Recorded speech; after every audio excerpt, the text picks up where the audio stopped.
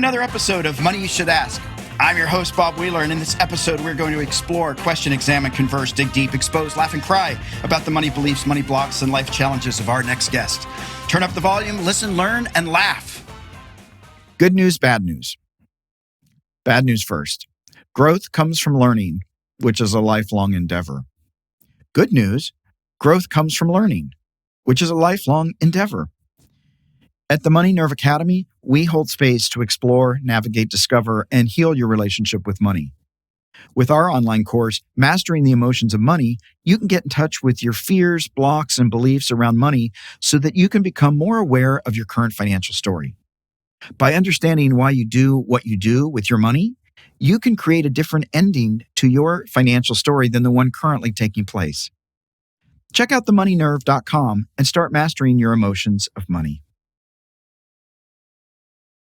I'm super delighted with our next guest. She's the author of Have Yourself a Minimalist Christmas and the mother of two messy but wonderful little girls who were her catalyst for seeking an intentional and minimalistic life. She and her husband have set an ambitious goal to achieve financial independence and retire early, which is called FIRE, before he turns 40, which is in less than 2 years, or we get the exact count in a moment. Between navigating the clutter that comes with parenthood and this goal to retire early, frugality and sustainability have become guiding principles in her everyday life, along with a minimalist lifestyle. She's learned that less truly is more. A former journalist, editor, and digital marketer, she is now a full-time mother who writes, blogs, and speaks about minimalism and frugalism, philosophies that have afforded her the luxury of time and freedom to explore things that matter most to them. I am so excited to have Meg Nordmann as our guest. Meg, welcome. Hi, thank you so much for having me. Well, I'm super excited that minimalism and frugalism are part of your vocabulary because a lot of people think that's a dirty word. And I think I'm pretty frugal. Some people call me cheap. So how did you get there? And how did you decide that with your husband? How did the two of you decide this common goal and now you're on this path? I have to give him a lot of credit for really taking the reins and leading the way. Okay. So when we got back together, we've got a crazy long romance story. But this last time around, about 6 years ago, we got back together and he had just come back from being a surfing nomad all around the globe during our, breakup period here. Yeah. We're talking about several years. He had to surf it off. Right. And he came back and moved in with me with 2 surfboards, maybe 2 pairs of swim trunks, 2 flip-flops, and 5 T-shirts. Wow. I think he had some speakers and some guitars, and that was it. I mean, that was literally all he owned. So he had already shed a house full of material items. And then he moved in with me, and I had this apartment packed.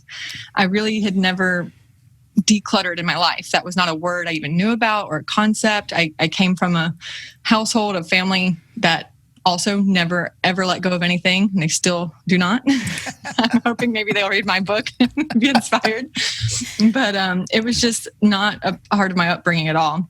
And we also grew up very poor, and I think that plays a part into holding on to items. And I picked up Marie Kondo's book, The Life-Changing Art of Tidying Up, which, is a big bestseller. I think it came out in 2010. Yeah, I think I'm on chapter 2. 2 years later. Right.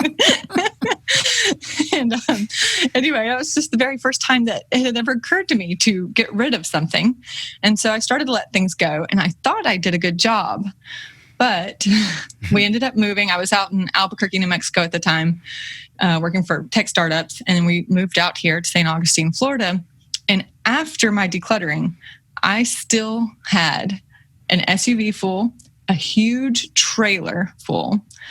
And then we had to rent a U-Haul truck because we thought we could get everything on a trailer. We couldn't. So we got a U-Haul truck.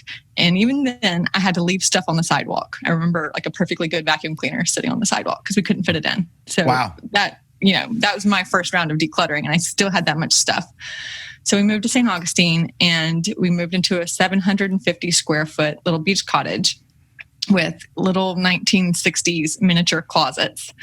So no storage. And I had to declutter further and really start whittling it down because we couldn't fit it all in the house. Yeah. And even still, I crammed things under beds. I had him put up more shelves in the closet so I could stack things up. And when we moved here, I was pregnant, like 8 months pregnant. And then I had my first child, and she started walking early. And as soon as she started walking and strewing toys about, that was when I really took a look at what my husband did, because he was like, hey, I don't own anything. Right. This is all your stuff. And it finally occurred to me as I was just picking things up over and over and spending my life cleaning, not being present with my kid, not playing my oboe, not making art or writing, if I just had less stuff, I would have more time. Yeah. And it sounds so simple, but it was a huge aha moment for me. And I finally started really evaluating why I was holding on to things. And it was a deep psychological dig. Yeah. Asking deeper and deeper questions. And I started getting rid of things. And so to back up a little bit and how that ties in with our financial independence journey and frugality. Also, when we were in Albuquerque, we sat down and took a look at our finances and figured out where our debts were. And this will all tie together, I promise. Yeah, it's all good. I believe you. Two different paths have to converge.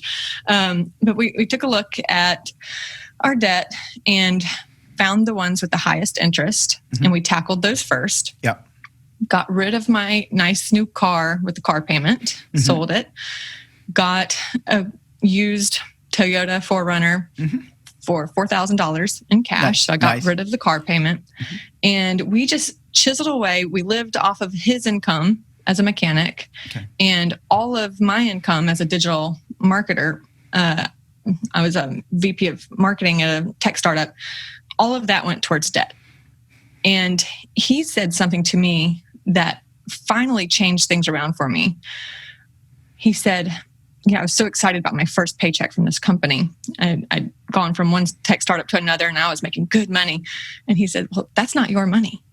What do you mean this isn't my money? He was just shattering my bubble. I was so excited. And he was like, well, that money belongs to Bank of America, and that money belongs to Toyota, and that money belongs to the school loan.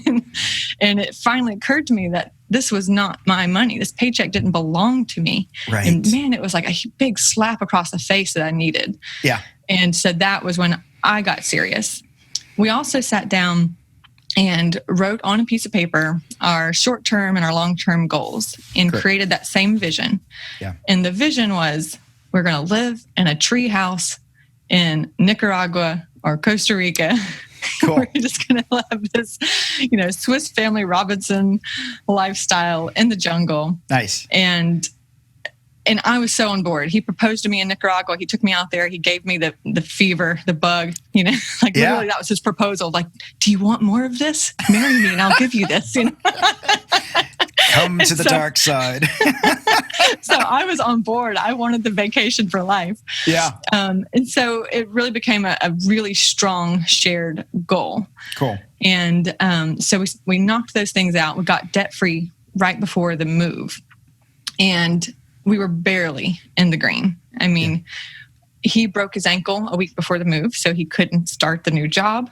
And we were coasting on my brand new freelance job. I mean, just barely making rent. And we had $200 in the bank. And so this is all about 5 years ago. Things have compounded really quickly. And part of the debt that we paid off was his house that he owned in another state and had turned into a long-term rental. So that was really during that freaky period where he couldn't work and I was barely bringing in some freelance contract work. We had that long-term rental paycheck coming in, basically. Yeah. And so just getting rid of that mortgage debt was fantastic. And that it's amazing. It's not a very expensive rental. It's a very cheap rental in Alabama. Yeah. But that one little check eventually created a savings because we became increasingly more frugal. And then we had a pretty hefty down payment to put on a beach condo down here, which we turned into a short-term rental once we realized the ROI was much, much higher to do it that way. Right. And that has been fantastic. And as of today, we got the email that we're ready to close in the next couple of days on a second little short-term rental beach cottage. That's awesome. And that will be our last one. We've decided we're cutting it there, but it's all stacked very quickly in a matter of 5 to 6 years. Yeah.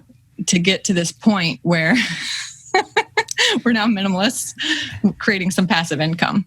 That's awesome. Let me ask you this: for people that read your book, or people that read the tidying up and letting go, what's like you did a deep dive into like holding on, and I can feel the anxiety of starting to let go of stuff. I'm like, which is why I've only gotten to chapter 2.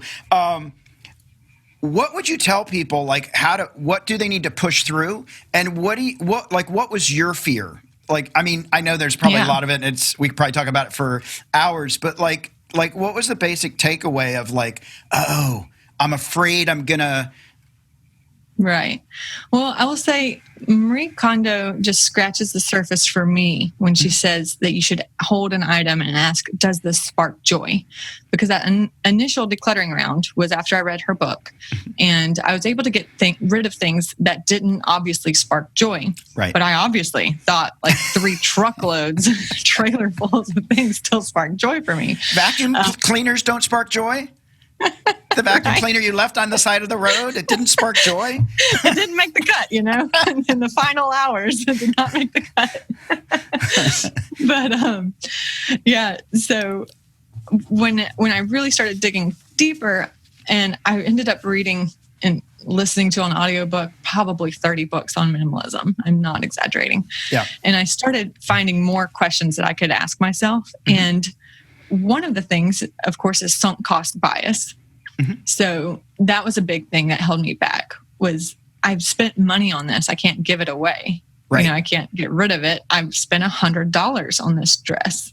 Right. And that, for some reason, deemed it worthy to stay in my closet forever. Right. Right. That sunk cost bias. And so that was a huge thing for me to realize. Related to that, when I did start trying to sell a lot of these items on Marketplace and other, Craigslist, eBay, things like that, and I could not sell them to save my life. Right. Or eventually got to the point where I lowered it to where I was practically giving it away. And so I realized I was attaching value to things that really didn't have value. It didn't matter if I'd spent $100 on it this month or 10 years ago. It was not worth $100 if no one else thought it was worth $100. Only I did. Right. At the moment of purchase. Right.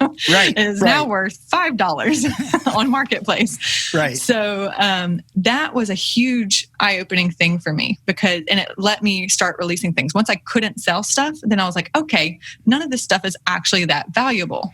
Right. And so that shifted, and it also kept me from buying more things because So another thing, I was gifted a lot of stuff, and of course, my book on Minimalist Christmas, it addresses this a lot. So we're gifted a lot of things, and we feel guilty, like a self-imposed guilt that we can't ever give this item away. That's right. It's got to stay on the mantle. Right, because Aunt Susie gave it to me. And this is like disrespectful to Aunt Susie if I don't hold on to this forever and ever. And so in a lifetime, you can accumulate a lot of gifts. A lot of stuff. And since I was one of these people that just never got rid of anything, I had every gift anyone had ever given me. And then there's also heirlooms, things that, and not that I have a whole lot of that, but I did have some things that my mom gave me. She's I'm going to say an antique hoarder. Okay. And so she gifted very beautiful antiques every Christmas of my life. But because they were antiques, I felt like I had to now hold on to them forever. They had survived 110 years in mint condition with the box, Don't let Meg ruin it. Yeah, I can't be the one to ruin that. Yeah. I have to now take care of it forever. And so anyway, there was a lot of this realization of why I was feeling guilty of I had to hold on to the antique, I had to hold on to the heirloom, I had to hold on to the gift. So once I realized that was the reason, and that by getting rid of the gift, I wasn't getting rid of the memory. I still remember Aunt Susie. Right. I still remember the wonderful times we shared, or even that same beautiful Christmas she gave me this thing. Yeah. By getting rid of it, it doesn't get rid of her or the memory, you Right. know. And then, you know, things, maybe if there wasn't a memory attached, the sentiment is not lost. I know that person gave it to me because they loved me and they were trying to show love. Right. They were trying to show gratitude, you know. So I don't have to keep it. And that was just mind blowing to me. Yeah. I know some people, they understand this inherently, but it was earth shattering stuff for me. Yeah. Truly. No, absolutely. Well, and I wonder how much you said you grew up poor. And I know in my family, we didn't have a lot. I mean, my mom pretended like we did, but we didn't. And there is something I think about that scarcity of you know, got to hold on to it. The scarcity mindset. Yeah. I mean, we really had nothing. We lived in an old 1911 farmhouse that we basically found in the woods. It was covered in vines, had bats living inside, no electricity, no plumbing.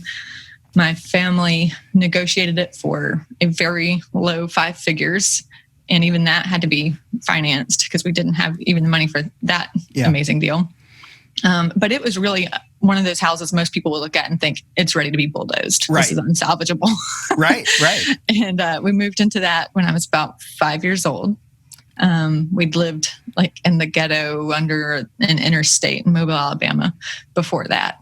Wow. And I remember peeing out in the woods because there was not plumbing yet. And my dad did it all. You know, he plumbed it. He did the electricity. We had some family members and friends come and help. And we had no money to pay for any renovations, any contractors. Right. So my entire life revolved around them working on this house Wow. and making it into something. So even our furniture, I remember salvaging from other old abandoned houses in the woods. Yeah. And so my mom would get so excited. She'd find an old abandoned house and say, look, this great old rocker on the porch. So, I hope I don't get her into any trouble. but yeah, I mean, we were definitely in this scarcity mindset. It was a wonderful childhood, lovely. I just grew up in the woods, climbing trees and fun, playing in the woods. But I never saw them get rid of anything because, you know, we couldn't just go out and replace things. Right. And so I know minimalism can get some flack from people to think that this comes from a very privileged place. Right. To say, you know, you don't need to have 5 boxes of extra Q-tips in the bathroom because it's just cluttering up your bathroom and taking up more space. And so just go ahead and get rid of it and live with your 1 box. And when you run out, go buy another. Well, that is a very privileged place to come from. Yeah. You know, and when you don't have a lot of funds coming in and you've grown up in a place where you knew that you couldn't just go out and buy more. Yeah. It's very hard. And I still struggle with that myself, especially with like pantry items and bathroom items, wanting to keep a stock going with the inventory.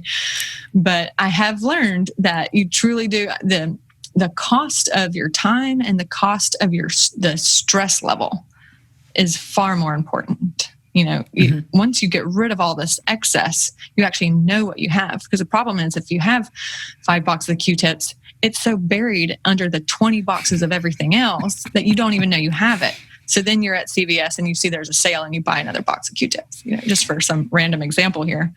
But it ends up costing you more because you don't know what you have. That's so funny. I'm laughing because I keep a pantry full of food for a couple months worth of food. That's always been my security is when I get a big check, I fill up the cupboards and I have all this stuff. But recently I've bought 3 jars of chopped garlic because I didn't think I had it. And then I go home and then I find the spot and I went, oh, there's 2 more jars. Exactly. So I've been doing that. I have to declutter everything. Even my pantry. I know. Honestly, our pantry is getting out of control right now. And my husband, jokingly or maybe not jokingly, was like, well, if there's another shutdown, another lockdown, we're going to be fine for a few months. Like, we've got an abundance. That's funny. Well, it is a little bit of a crazy time at the moment. So I guess there's a little forgiveness there if we slightly overstocked, but but no, I hear you. I have double, triple bought things because they were buried. Yeah. But the main thing is like all the other stuff is once you get rid of the excess and you're not managing it, because you have to clean everything. Right. And everything is taking up rent, whether you're paying rent or a mortgage. There's a cost to the amount of space it's taking in your closet, in your attic, in your floor space. I mean, everything is costing you money and your attention and your time. So that was the big takeaway for me, was once I realized like, oh, if I just get rid of everything, all of this excess, I'll stop buying so much. Yeah. Because I'll know what I have, and I'll know that it's not bringing any extra value. And two, I won't have to manage it and clean it and haul it whenever I need to move somewhere else. Right, exactly. And the mental bandwidth everything takes. You don't even realize it's subconscious. Yeah. You know? And do you and your husband, like, once a week talk about stuff? You do it every 6 months?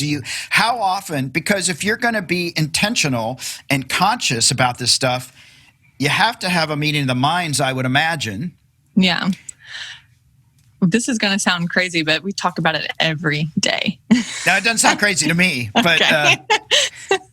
I mean, as far as achieving our goal, we have it handwritten on our calendar, the countdown. We're at 288 days away from declaring ourselves officially financially independent and retiring early. How do you know when you got there? Like when you get to that date, what is your proof or your, like, how do you know that, like, oh, we're here? You know, I wish I had if my husband were on, man, he could give you a solid answer to that, because he's the one who runs the numbers. Okay. And this is all based off of a spreadsheet, that he's created. And it's basically the way I look at it, and it may not be the way most people look at it in the FI world, the financially independent world. I look at it not as a net worth thing, but as what is the passive income coming in each month. Okay. And so we don't need a whole lot of passive income to survive and live a nice life. You might be surprised at this, but we live a very luxurious life, I think, at $20,000 a year. Oh my God. And I'm not kidding. You meant a month. You meant a month. No, I hear you. Wow. That's amazing. Yeah. I don't know if you're familiar with, well, I'm sure you are, Mr. Money Mustache, the blogger. Yeah. I think he does something similar. Maybe it's like 30 or 40,000 a year. But yeah, we just discovered him maybe a year and a half ago. We're like, oh, he's just like us. He's just like us. We found our people. But yeah, so we have really, and it's gone down. It didn't used to be $20,000 a year, but it's gone down every year because we just keep whittling away at excess and really looking at things differently and finding more frugal ways to go about stuff. And we're becoming increasingly hippie. Yeah. I mean, it's laughable to us. Like, we sit back and laugh at ourselves. Like, man, I never thought we would be the person who makes our own deodorant and our own laundry detergent and our own peanut butter. Yeah. But over the years, we just keep finding, oh gosh, that's all there is to it. You just mix these two ingredients together, and how did they sell that to us for $20 a jug? Right. It costs us $1 to make. So we seem like hippies, though I don't feel like we are. But that's what I mean by things have become more sustainable, closer and closer to zero waste. I don't think zero waste is completely achievable, but shooting for it certainly helps. And in these ways, we've cut back our spending. And so we are saving about 75% of our income, which is, we could live a more lavish life, but we actually feel like, gosh, we live on the beach. Right. Life is pretty good. We live on an island. We ride our bikes around. We've got a garden. What else could you want here? Life is good. Life is really good. Let me ask you this. In terms of, like, a lot of people, their goal is get rich, right? And your goal is financial freedom.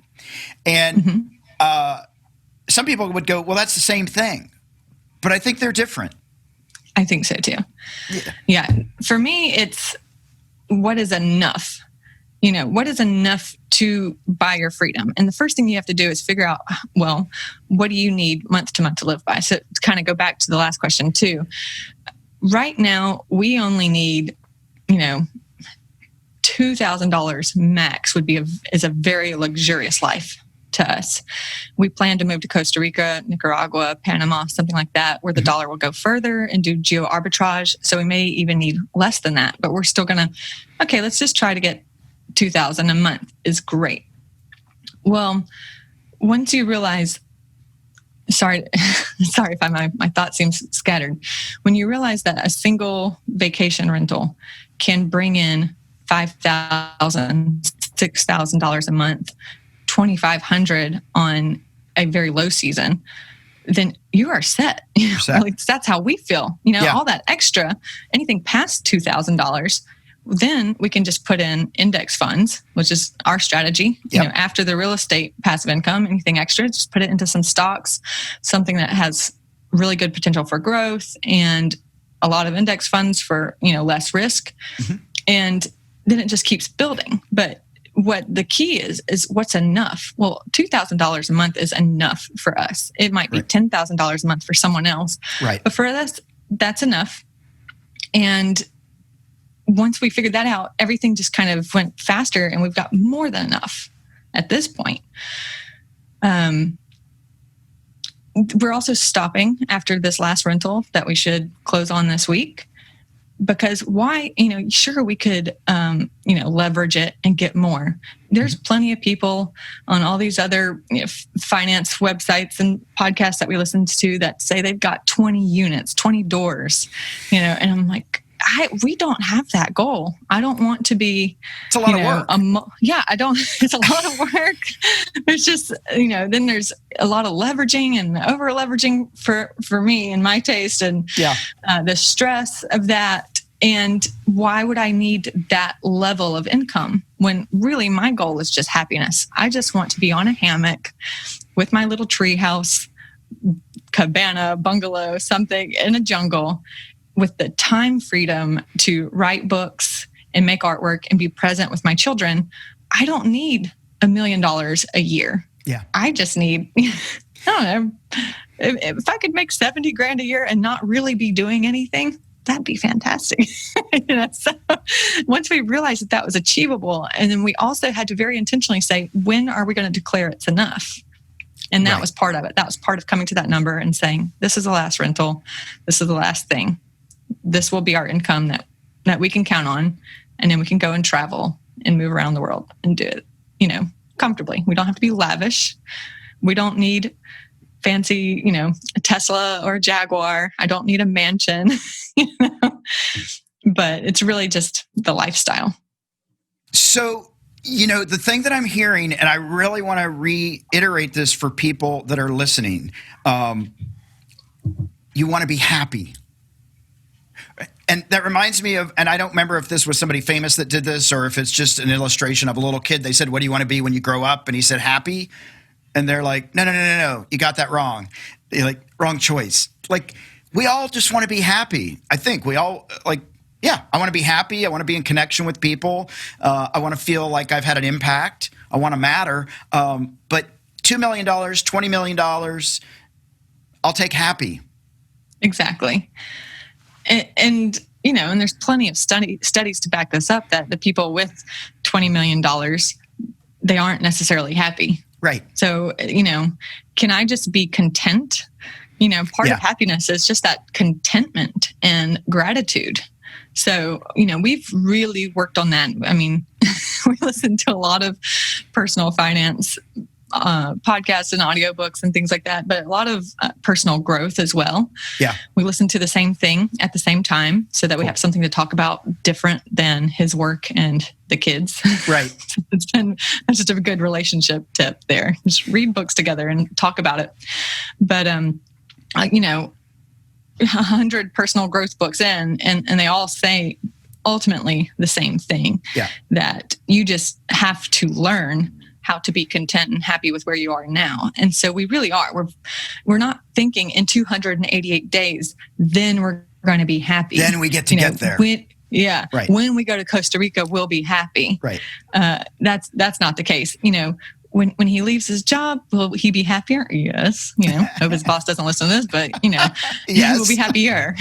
But when he's home with the kids and the weekends and we bike around the island and he goes surfing, we're already happy. We're already doing the things that we want to do when we're financially free. And I think that that's really key, that they call it the FI lifestyle, the financially independent lifestyle. If you can just have that FI lifestyle before you're actually financially independent, right, then it's going to probably work for you, rather than just heads down, only focusing on the number and only focusing on the money. And then those people then become financially independent and they're like, well, now what? We're just right now we're nurturing the hobbies and the interests and the creative passions that we think we want to have more time to do later. So, and that's really what it is. We're just buying our time. Yeah. We just want more time to write more books, do more art, play more oboe, go surf more waves, see more countries. I think that's so important. I think so much time is spent on, when I get this done, then this will happen. Or if I just get here, then my life gets to change. Or if I only, and we're so focused on what we don't have and what we're going to have instead of, wow, things are pretty good right now. I'm alive. I'm breathing. I have friends, I have community. And it's hard for a lot of people, I think, because I think in this society, we're often taught, or at least I was, that I am my accomplishments, that I am my bank account. Or my stuff. And my stuff. And then to move past that. Everything you just said just made me think of Black Friday. We spend Thanksgiving sitting around the dinner table talking about what we're grateful for. Right. That we're grateful for all the things that we have. And then the next day, everybody rushes out to go get the things they don't have. I need this. Yeah, that's so true.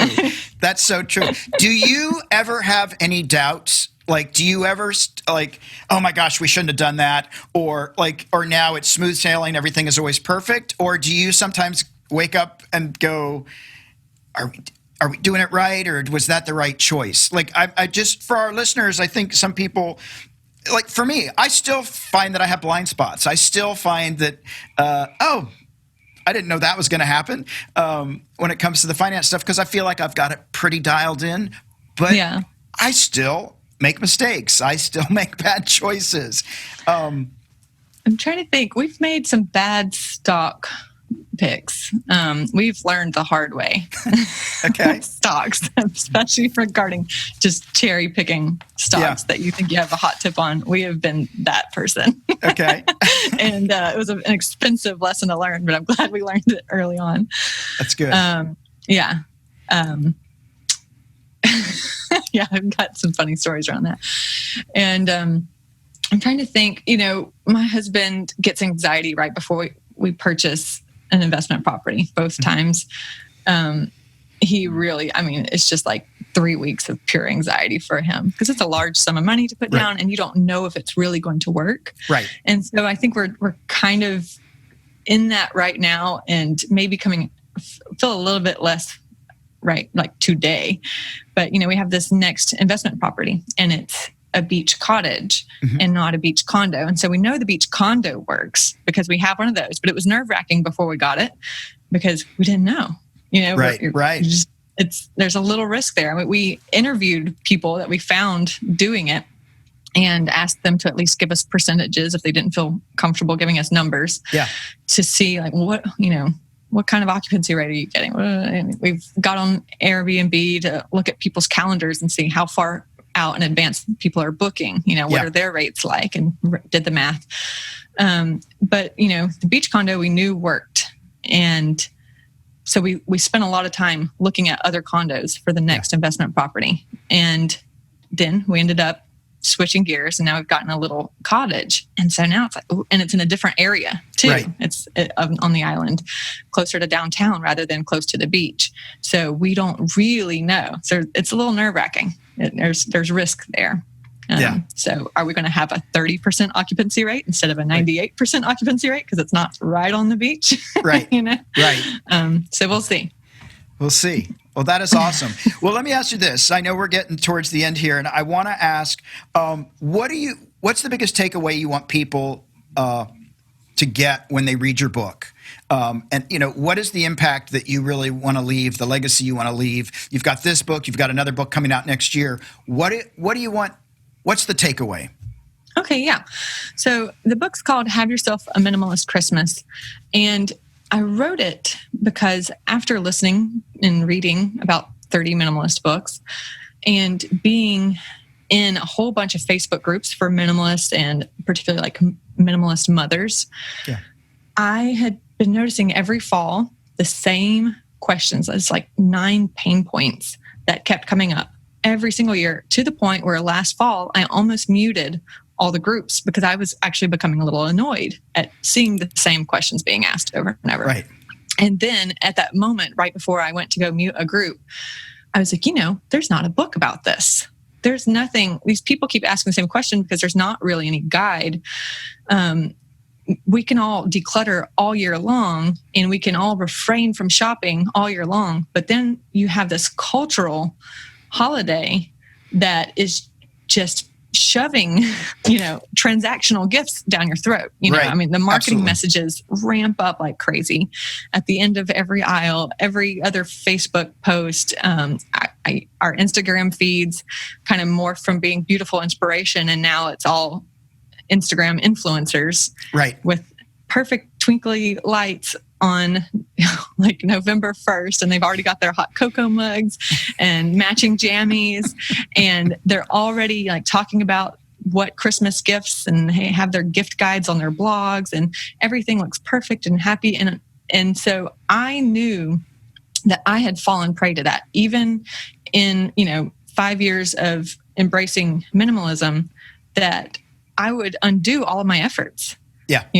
I would not shop all year, and then I would just go crazy at Christmas because now I had these children and I wanted to create this magic, this Santa story and give them everything that they ever wanted. And, my 1-year-old, who would have been happy with just a box and a ball and a stick, had everything a child could ever want for the next 5 years of her life on her first Christmas. Yeah, exactly. That she will never remember. Right. And a lot of the questions were like, well, how do I ask my aunt or my mother-in-law or my mother to stop giving me stuff? I'm a minimalist now. How do I tell her to stop giving me stuff? And, or how to give less? And that was a huge, huge pain point that kept recurring.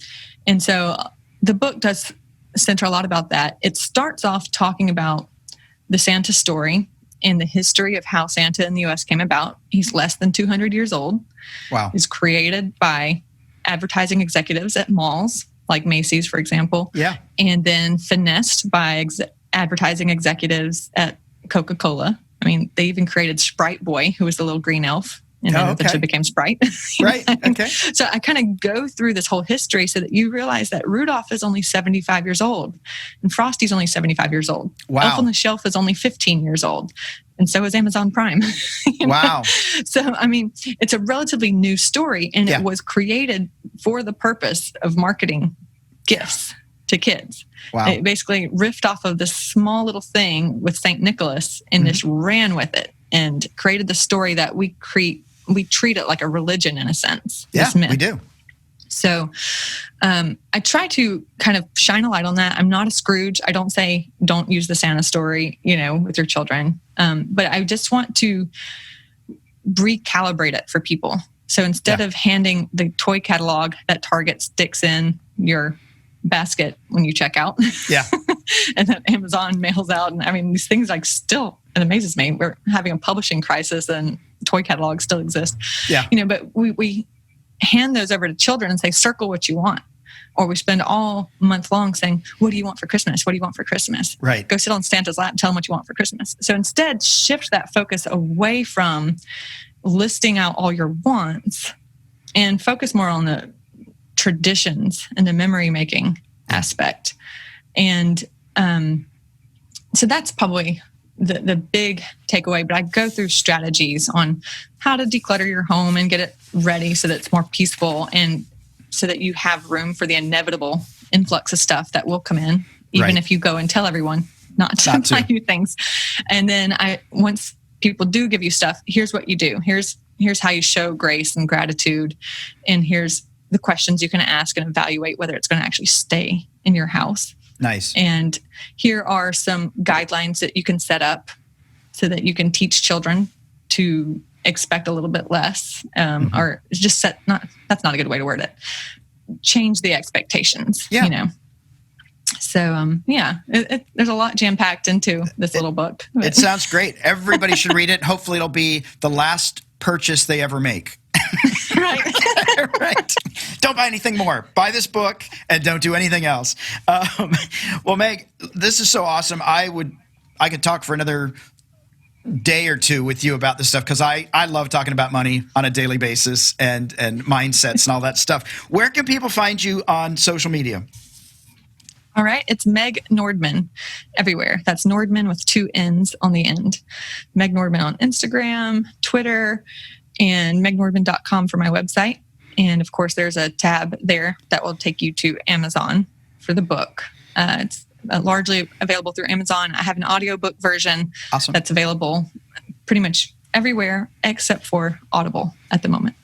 That is awesome. And we'll post all that information on all of our social media. Okay. And we'll have a link to Amazon so people can go in there and get that book before Christmas, before Black Friday, which this will be coming out the week of. Prepare your mindset before the chaos begins. It's almost here. It's probably here, but get prepared. Well, this has been so awesome. And so we'll have people look you up. And I just want to say to our listeners, don't forget to share the love. You can find us on Facebook, Twitter, and Instagram. Search for Money You Should Ask, all one word. You can subscribe to this podcast on Apple Podcasts, Google Podcasts, iHeartRadio, Stitcher, Spotify, or your favorite podcast player. And if you prefer to watch our episodes, head over to YouTube and subscribe to our channel. Meg, it has just been wonderful having you on. I'm super excited that you're 288 days away from financial freedom, even though you're already playing the roles and actually loving life and being happy, which is what I encourage everybody to be able to do this year and look at what they do have, even though 2020 has been a crazy year, to just look back and see all the good things that have come from this and just gratitude and happiness. So thank you so much, and I wish you so much success. Thank you. Thanks for having me.